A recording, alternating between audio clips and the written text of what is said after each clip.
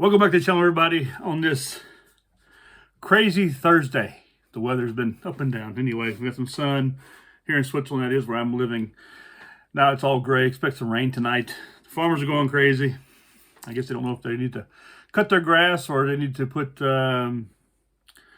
excrement on it. Need to put poo on it to fertilize it. Anyway, usually they do that right before it rains and stuff. Anyway, I want to talk to you about a subject. And I've spoken about this a couple of times in different manners, but talk about backpacking and camping and some things that I do myself. Okay, I have in my head a list I've used for many years on what I carry when I go camping and outdoors, either for a day hike or for overnight or for longer. Now, I just got back off of an overnight and just in the mountains here, and the weather had gotten cold while we were there. So we were going to spend 2 nights, but because the weather was so cold, I slept pretty warm. But my partner I was with, he got pretty cold, and it leads me back to some things, and nothing on his part. It's just that, when you go camping in summertime, you sort of expect it to be a little bit warmer, and we've been having some warm weather, and then suddenly it got cold. But we did a lightweight. We only brought poncho liners with us, but it's not just what you put on top of your body that matters or around it. It's also how you insulate from the ground.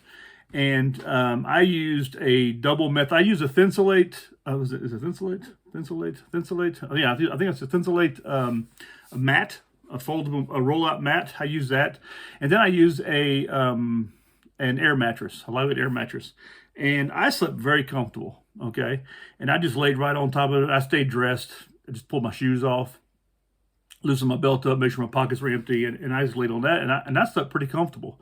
And you can always throw a ground sheet over or something like that if you feel a little cooler or something like that, and you want to block off smoke, because we had a bit of wind, and he had a really good block. He was really well blocked from the wind, and he had a pretty good poncho liner. But the problem that he had is that he had a very thin mattress or mat. And because of that, he got cold, really cold at night. That's not the first time I've seen this. People, you get cold at night. Sure, you get cold because of wind chill factor and from the outdoor air, but you also get cold because of the humidity or the dampness or the cold that comes up from the ground, and that happens more than often. Okay, and so there's several things you can do to fix that. Number one is you can actually just have yourself a better mattress. Another thing you can do is actually lay down a pile, thick pile of leaves, actually, to lay down on top of, and you can, or some spruce limbs, branches, that kind of stuff. You can get you a nice bit of that. What I do is I use I have a sheet of lightweight.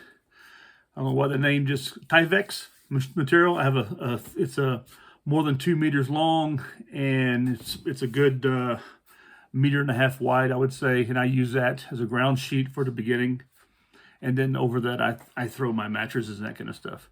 And what that does, it also helps protect my air mattress, which is quite expensive. Now, there are also new lightweight camping beds that you can buy from different companies that are out there, and you can buy them. They're very expensive. I mean, although, to be honest with you, if you pay a lot of money for a really good Thermarest air mattress or Nemo, we're talking about over 200 to 300 francs.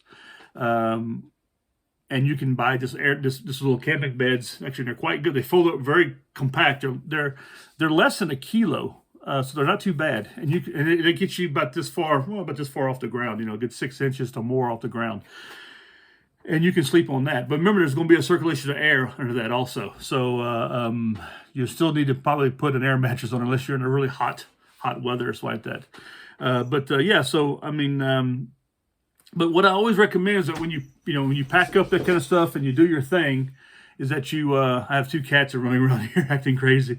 When you pack up your stuff, I always lay my gear out and double check, recheck before I pack it away. And I pack it away quite well inside my pack. And of course, weight's always a factor for me now, because I just don't like carrying as much weight as I used to. I used to have no problem carrying a lot of weight when I was a younger guy. Matter of fact, I did lots of long distance campings and hikes, and especially in the military, where you just you just carry a lot of weight on you. But now I try not to do that so much. My hips and my back, it's not as good as it used to be. But and then when I get back from my camping trip, I go back through everything again, and I check everything. Now, what I do is I look through what did I use and what did I not use, and why did I use it and why did I not use it, and is it really essential for me to have it the next time around? And that's what I do. And this time, of course, it would probably been better to have gone with a regular sleeping bag than a poncho liner because of the weather. It was very last minute. It was good weather. It was really hot a couple of days before, and then we just had a lot of wind. Matter of fact, it was 18 degrees in the day, which is actually not that warm. And then you had a wind chill factor on us. And then at night it got down to 12 degrees Celsius, and with the wind on top of it, it was really cold actually. But like I said, I slept well. The only problem I had was because I did not bring my little stocking hat. I didn't bring my watch cap with me, and I felt that. And I also could have put my gloves on. I could have had a pair of lightweight. I have some I have the Army issued liners, and those are really good. So I could have brought those with me. That would have taken too much weight, too much room up. So I put that in my mental packing list, and for the next time I go out, and I look at the weather at hand, because we didn't expect this weather either. I mean, it came up very, very, from the west, very, very suddenly, and it sort of threw things off a bit. But anyway, so it's some of these things. I mean, I did like the same area a little bit further down. I did 3 days of hiking in the same area a little bit further down in April once, and I just had to sleep my poncho liner, and I did very well with that. So, and my pack was it was still around 15, 16 kilos at that time.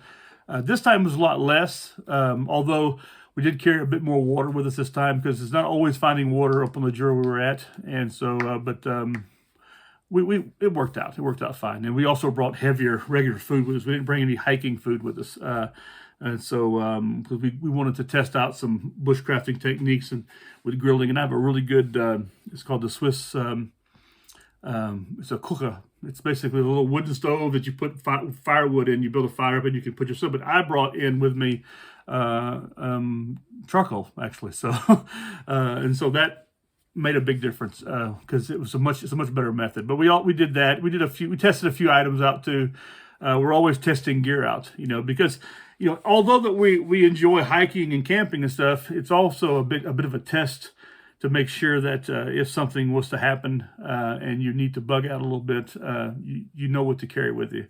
Now, of course, I would load my truck out, but at the same time, I'd have to be ready to be able to just carry what I could use on me to get through whatever's ahead of me, So, but anyway, and that includes clothing and stuff too. And luckily, I had actually wore pants and brought a nice down jacket with me, synthetic down jacket with me on this trip, because that really was nice to sleep in also and be around during the day. Because we did some other things. We worked on fire building. We worked on the bow drill, this kind of stuff. So we did some good training that day. But like I said, the weather just wasn't nearly as nice as it could have been. But anyway, so my recommendation is that when you go out, you take your list of stuff with you, and then when you come back, make sure that you lay it all back out again, because you need to air out your gear, let it air out. Because I don't wash jackets, and I don't wash sleeping bags. I just don't do it. They lose so much of their protective layering and ability when you start washing that kind of stuff. What I will do is, if I have a brand new poncho liner, I will wash it the first time. They loft it up a little bit, it softens it up a bit, which is much easier to sleep under. But this time, I brought my Kifaru Whoopee. That's what they call it. I hate that word, but I brought that. It actually has a better value when it comes to keeping you warm, insulation, than the standard poncho liner does. And so I brought that with me, and I was fine.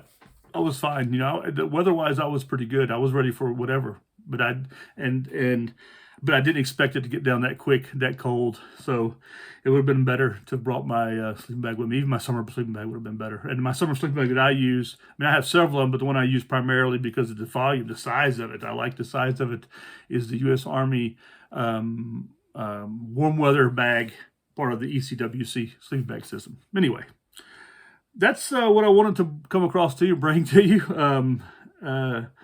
Yeah, it was a little bit of a mishap. Love to have spent more days out there. It's sort of good that we didn't because other things came up, but it was still quite nice to get out a bit, and I'm looking forward to next time. We're going to try to start doing this monthly again, even in the weather, and looking for a chalet. That way we can stay in a chalet and do more stuff indoors. Because one thing I do like doing, camping is one thing, nature, but also like the friendship, being with some friends, doing some stuff with them and hanging out and talking and bullshitting and all the stuff that guys and girls like to do when they're out and about. So, but anyway, listen, I want to thank you for coming back to the channel. I know it's been a little while since I've made a video. Just been very busy lately with work and with just had my son was here from Germany on vacation, and he stayed a couple of days with me, which was really nice. And yeah, so anyway, listen, I want to thank you all for coming back and checking out the channel. I look forward to hearing from you and your comments. Please give a thumbs up, and please subscribe and like my page. I really appreciate it. And if you have any questions or any of any of this, please let me know. And if you have any comments, I look forward to hearing them in the comment below there. Anyway, thank you. Take care. Have a good evening. Bye-bye.